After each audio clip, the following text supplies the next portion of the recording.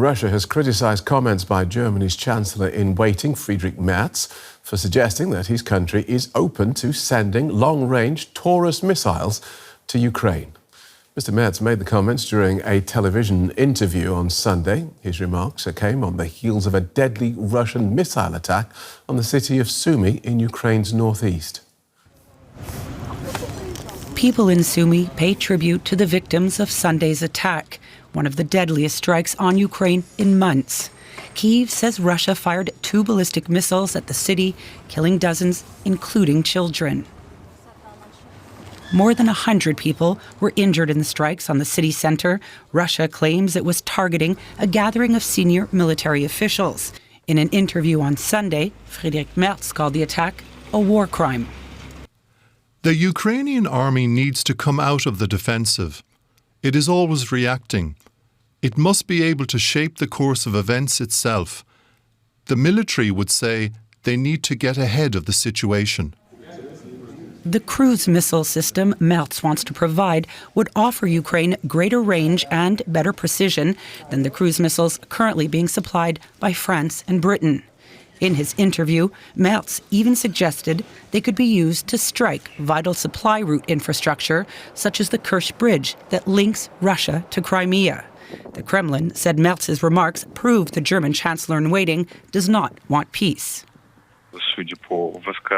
Judging by Mr. Merz's statements, he is a proponent of a tougher stance and a proponent of various steps that can, and inevitably will, only lead to a further escalation of the situation around Ukraine. Merz's comments break with the long-standing policy of outgoing German Chancellor Olaf Scholz, who refused to give Ukraine the Taurus missiles. It's unclear whether Scholz's Social Democrats, which have agreed to form a coalition government with Merz's centre-right bloc, will support Merz's position on the weapons transfer. Let's get more from our political correspondent, Simon Young. Welcome, Simon. So Mr. Merz's comments have angered Moscow and have been welcomed by European partners. How should we read his statement? Yeah, Phil, there's a couple of things to remember here. Of course, Friedrich Merz is not Chancellor yet. What he says now in a TV appearance and what actually happens when he's got his hands on the levers of power, they might differ. And by the way, it's been announced that Merz is set to take office on the 6th of May. That's just over 3 weeks away. The other thing is that, of course, it'll be a coalition government that he's leading, and the coalition partners have agreed among themselves actually not to fight in public over questions about what kind of military support to provide for Ukraine. So we'll need to hear that, the other parties in this coalition sort of backing these same kind of comments before we can be quite sure that Germany will send its Taurus long-range missiles. Having said all that, this, of course, is the stance that Merz was pushing during the election campaign. He wants a much tougher, clearer backing for Ukraine, even stronger, even clearer, if you like, than Germany has been providing so far. And I think also he probably wanted these comments to be heard in Moscow. That seems to have happened. The Kremlin spokesman saying that this just shows the Europeans don't want peace and they would prefer to continue the war. But as you say, among European partners, particularly the Netherlands and Poland, for instance, these comments have been welcomed, saying Taurus is really important to provide to Ukraine. And that's a change of tone from the current German government continued as Friedrich Merz had quite a blunt assessment of the power of these Taurus missiles. Well, yes, indeed. He talked about, very strikingly, a potential target for Taurus, namely that it could be used to destroy the Kerch Bridge. Now, this is the long bridge that connects the Russian mainland with the peninsula of Crimea, which, of course, Russia has occupied.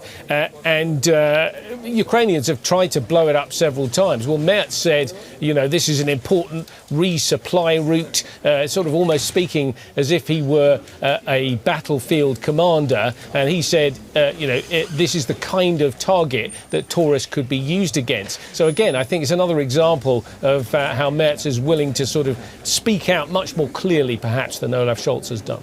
OK, so it sounds like if and when Mr Merz actually takes power, Germany's policy on Ukraine will be clearer, more direct than it currently is.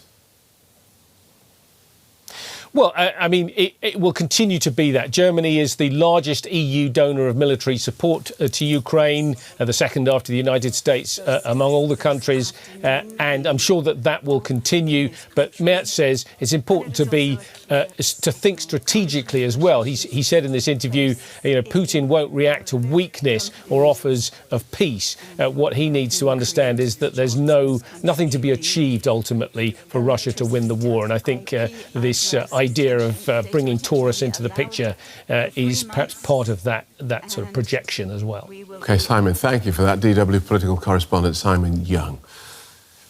All right, well, let's take a look at the potential battleground effect of these German Taurus missile systems with military analyst Marina Miron from the Defence Studies Department at King's College London. Welcome back to DW, Marina. These weapons have been much discussed, and now the chances of them arriving in Ukraine look to be increasing. What difference would they make? Good evening, Phil. Well, there are a few things to consider when talking about Taurus missiles. The first one is how many will Ukraine receive?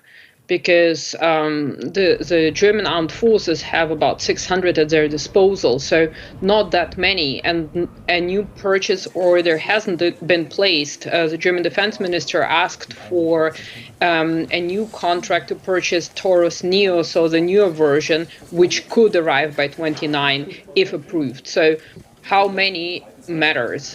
What will be the delivery platform?